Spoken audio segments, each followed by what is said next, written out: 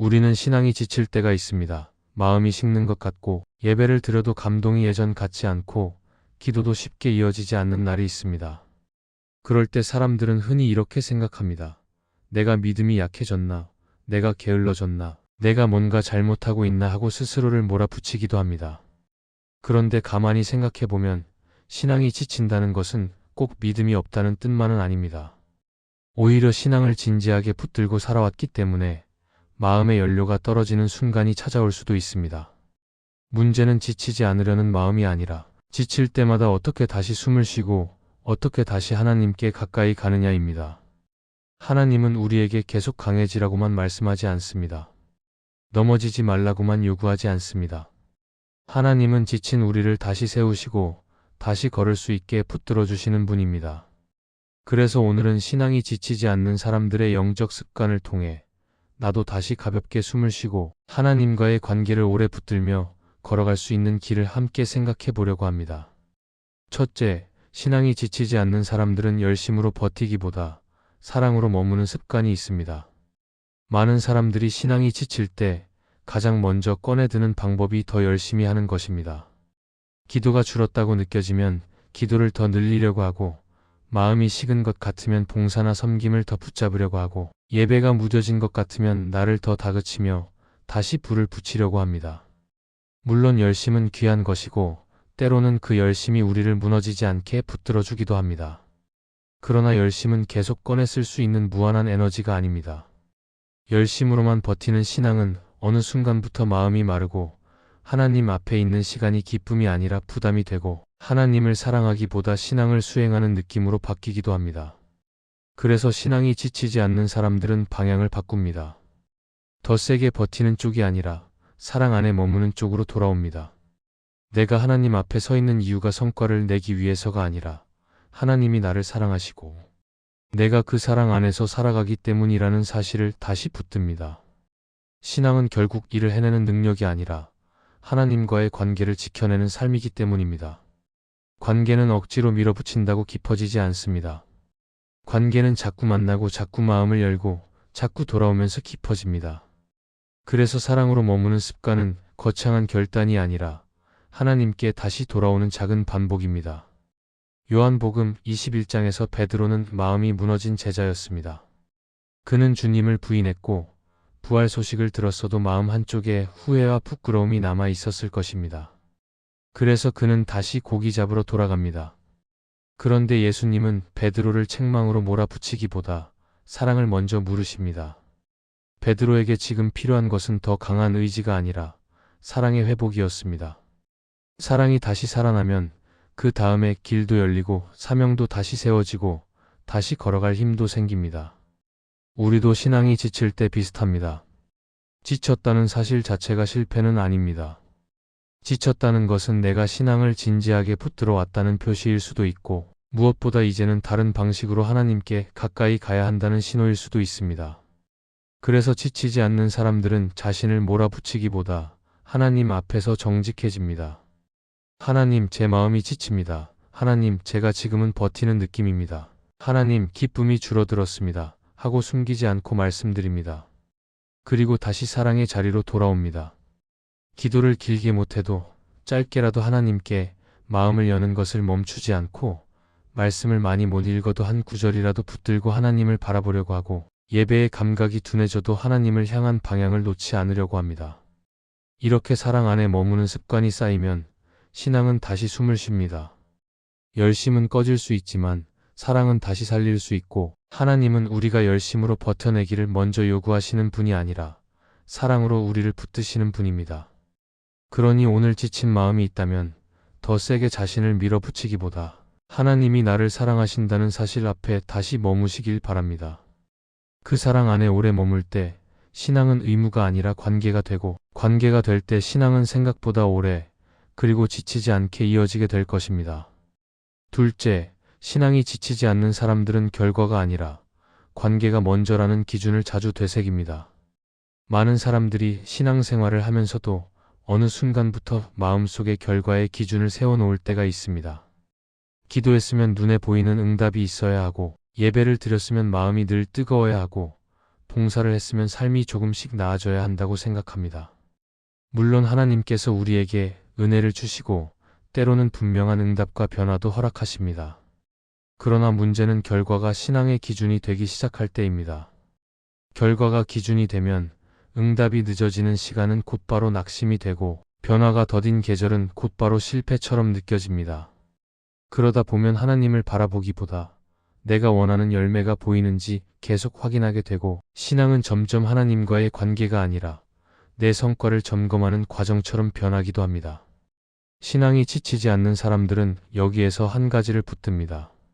하나님은 나에게 결과를 먼저 요구하시는 분이 아니라 관계 안으로 먼저 부르시는 분이라는 사실을 자주 되새깁니다.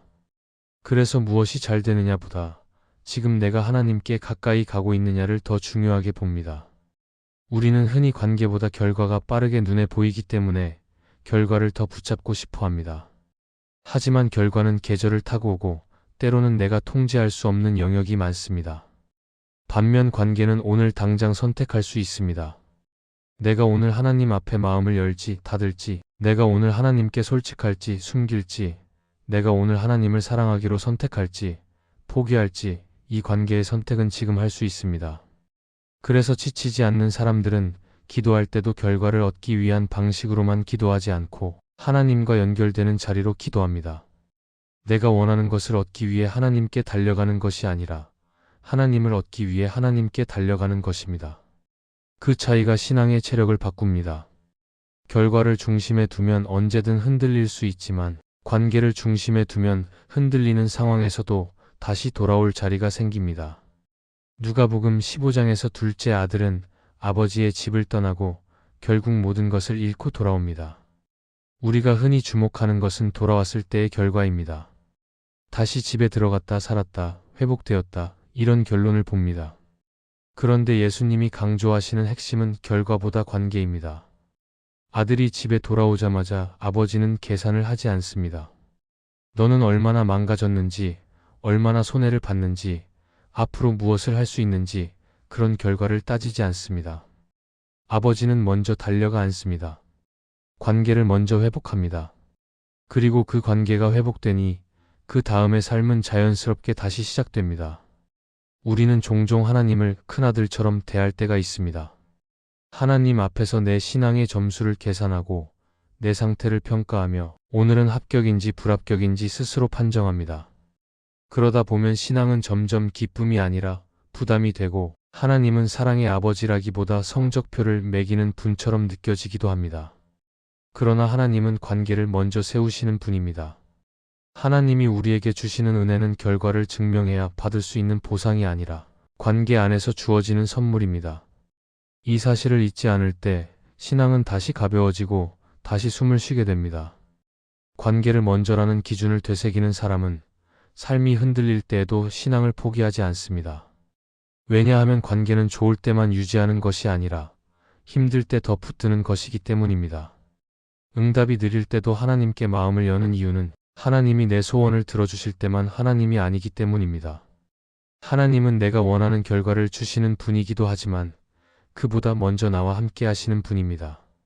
그래서 관계를 먼저 붙드는 사람은 이렇게 기도합니다. 하나님, 제가 원하는 것이 이루어지지 않아도 하나님을 떠나지 않게 해주세요. 하나님, 상황이 바뀌지 않아도 제 마음이 하나님께서 멀어지지 않게 해주세요. 그리고 이런 기도는 결코 약한 기도가 아닙니다. 오히려 신앙의 중심을 바로 세우는 기도입니다. 결과는 흔들릴 수 있어도 관계는 흔들리지 않게 붙들어 달라는 기도이기 때문입니다. 신앙이 지치지 않는 사람들은 결국 이 한 가지를 자주 기억합니다. 하나님을 믿는다는 것은 원하는 결과를 얻어내는 기술이 아니라 하나님과의 관계 안에 머무는 삶이라는 것을 기억합니다. 그래서 오늘도 결과를 확인하기보다 하나님께 가까이 가는 선택을 합니다. 그리고 그 관계가 깊어질수록 결과는 때로 늦어도 마음은 덜 지치고 삶은 다시 걸어갈 힘을 얻게 될 것입니다. 셋째, 신앙이 지치지 않는 사람들은 지칠 때 더 강해지려 하지 않고 더 정직해지려고 합니다. 많은 사람들이 신앙이 지칠 때 가장 먼저 하는 일은 자신을 더 강하게 만들려고 애쓰는 것입니다. 마음이 무너지는 것 같으면 흔들리면 안 된다는 생각으로 이를 악물고 버티려고 하고 감정이 내려앉으면 다시 뜨거워져야 한다는 부담으로 스스로를 몰아붙이기도 합니다. 물론 신앙에는 인내가 필요하고 때로는 견디는 시간이 분명히 있습니다. 그러나 지칠 때마다 강해지려는 방식만 반복하면 신앙은 점점 굳어지고 마음은 점점 다치고 결국에는 하나님 앞에서도 솔직해지기 어려워질 때가 있습니다. 겉으로는 괜찮은 것처럼 보이지만 속으로는 더 메말라가고 어느 순간에는 작은 일에도 쉽게 무너지는 자신을 발견하기도 합니다. 그래서 신앙이 지치지 않는 사람들은 방향을 다르게 잡습니다. 지칠 때 더 강해지려 하기보다 하나님 앞에서 더 정직해지려고 합니다. 내가 지금 약하다는 사실을 인정하고 내가 지금 지쳤다는 사실을 숨기지 않고 내가 지금은 버티는 것 같다는 마음을 그대로 하나님께 가져갑니다. 그 정직함이 신앙을 다시 살리는 출발점이 되기 때문입니다. 시편을 보면 다윗은 강한 사람처럼만 살지 않습니다. 오히려 다윗은 하나님 앞에서 아주 솔직한 사람입니다. 시편 42편에서 그는 내 영혼아 내가 어찌하여 낙심하며 어찌하여 내 속에서 불안해하는가 하고 자기 마음을 그대로 말합니다. 다윗은 낙심을 믿음 없는 것으로 단정하지 않습니다. 불안을 숨기지 않습니다. 오히려 그 마음을 하나님 앞에 꺼내놓습니다. 그리고 그 자리에서 다시 하나님을 바라보는 방향으로 돌아갑니다. 우리는 신앙이 지칠 때 이런 태도가 필요합니다. 강한 척하는 신앙은 오래가지 않습니다. 하나님 앞에서 단단한 사람처럼 보이려는 신앙은 결국 내 마음을 더 고립시킵니다. 반대로 정직한 신앙은 오래갑니다. 정직함은 내 약함을 하나님께 연결시키는 통로가 되기 때문입니다. 정직해진다는 것은 단순히 힘들다고 말하는 것만이 아닙니다. 정직해진다는 것은 내가 왜 지치는지를 하나님 앞에서 인정하는 것입니다. 예배가 지치는 이유가 단순히 컨디션 때문일 수도 있지만 마음 한쪽에 쌓인 실망과 비교와 죄책감 때문일 수도 있습니다. 기도가 지치는 이유가 시간이 없어서만이 아니라 응답이 늦어지면서 하나님을 차갑게 오해했던 마음 때문일 수도 있습니다. 공동체가 지치는 이유가 사람들 때문만이 아니라 내가 인정받고 싶었던 욕심이 채워지지 않아서일 수도 있습니다. 지쳤을 때 강해지려고 하면 우리는 이런 마음을 보지 못한 채 덮어버립니다. 그러나 정직해지면 내 마음의 진짜 원인을 하나님 앞에서 마주하게 됩니다. 그리고 그때부터 하나님은 우리를 고치기 시작하십니다. 하나님은 우리가 숨긴 부분을 억지로 끌어내서 부끄럽게 하시는 분이 아니라 우리가 스스로 내어놓을 때 그것을 치유하시는 분이기 때문입니다. 누가복음 22장에서 베드로는 자신의 약함을 끝까지 인정하지 못했습니다. 주님을 버리지 않겠다고 장담했고 누구보다 강한 제자처럼 서려고 했습니다. 그러나 결국 베드로는 예수님을 부인하고 밖에 나가 심히 통곡합니다. 이 장면에서 중요한 것은 베드로의 눈물 자체가 아니라 그때부터 베드로가 정직해졌다는 사실입니다. 더 이상 강한 척할 수 없게 되었고 자신의 한계를 인정하게 되었고 그 자리에서 주님이 다시 베드로를 세우시는 길이 열렸습니다. 우리는 베드로처럼 큰 실패를 경험하지 않아도 매일 작은 방식으로 정직해질 수 있습니다. 하나님, 오늘 저는 마음이 무겁습니다. 하나님, 저는 지금 사람을 미워하는 마음이 올라옵니다. 하나님, 저는 지금 비교 때문에 기쁨이 사라졌습니다. 하나님, 저는 지금 기도가 부담으로 느껴집니다. 이렇게 말할 수 있는 사람이 지치지 않습니다. 왜냐하면 그 정직함이 하나님과의 관계를 끊지 않기 때문입니다. 신앙이 지치지 않는 사람들은 지쳤을 때 더 강해지려고 애쓰지 않습니다. 오히려 하나님 앞에서 더 정직해지며 마음을 숨기지 않고 열어놓습니다. 그리고 그 정직함 속에서 하나님은 우리에게 다시 숨을 쉬게 하시고 다시 걸을 힘을 주십니다. 강함은 내가 만들어내는 것이지만 회복은 하나님이 주시는 것입니다. 그러니 오늘 지쳤다면 강해지려는 부담을 잠시 내려놓고 정직하게 하나님께 나아가시길 바랍니다. 그 자리에서 신앙은 다시 살아나고 우리는 생각보다 오래 그리고 지치지 않게 하나님과 함께 걸어가게 될 것입니다.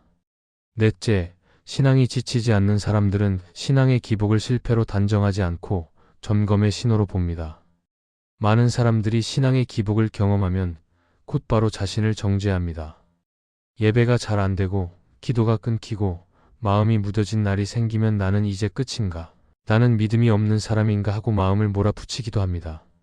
그러다 보면 기복은 단지 기복으로 끝나지 않고 죄책감과 낙심으로 이어지면서 더 깊은 침체가 되기도 합니다.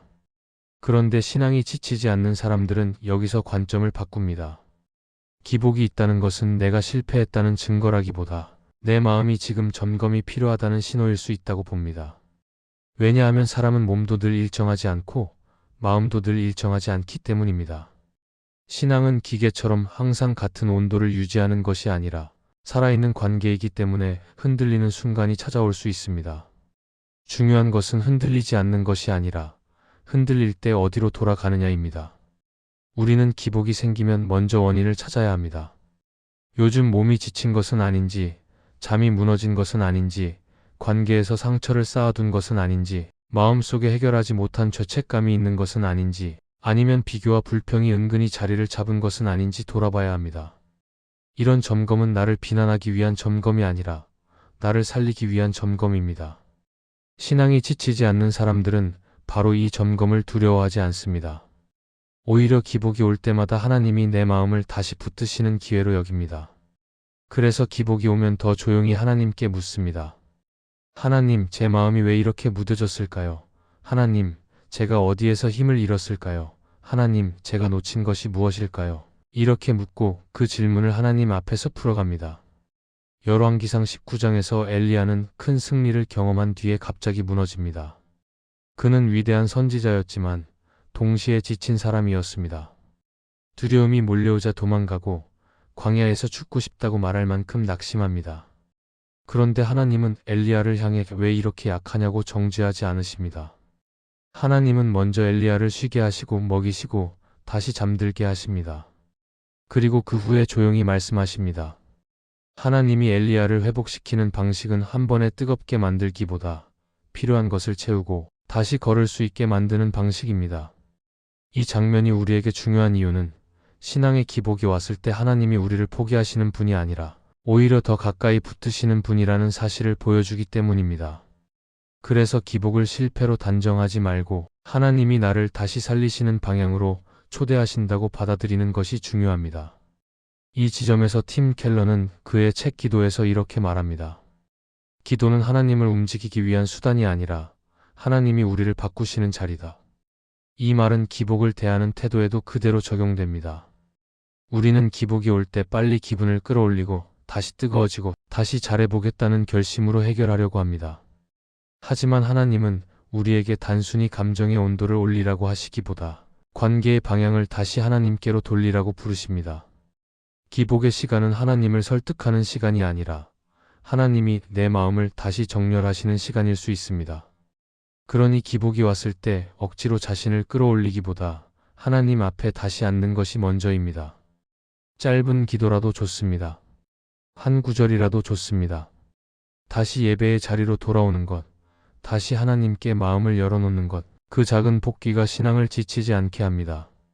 신앙이 지치지 않는 사람들은 기복이 올 때마다 자신을 포기하지 않습니다. 왜냐하면 하나님이 나를 포기하지 않으신다는 사실을 믿기 때문입니다. 기복이 있다는 것은 신앙이 끝났다는 뜻이 아니라 하나님께 돌아오라는 신호일 수 있습니다. 그리고 그 신호를 들을 줄 아는 사람은 다시 관계를 붙들고 다시 숨을 쉬고 다시 걸어갑니다. 오늘 마음이 무뎌졌다면 그것을 실패로 단정하지 말고 하나님이 내 마음을 다시 살리시는 시간으로 받아들이시길 바랍니다. 하나님은 지친 우리를 몰아붙이기보다 다시 돌아오게 하시고 다시 일으키시고 다시 함께 걸어가게 하시는 분입니다. 이 말씀이 마음의 은혜가 되셨다면 좋아요와 구독으로 함께 해주세요. 그리고 댓글에 아멘이라고 남겨주시면 하나님의 은혜가 더 많은 사람들에게 전해질 것입니다. 여러분의 삶 위에 하나님의 은혜가 언제나 함께 하시기를 바랍니다.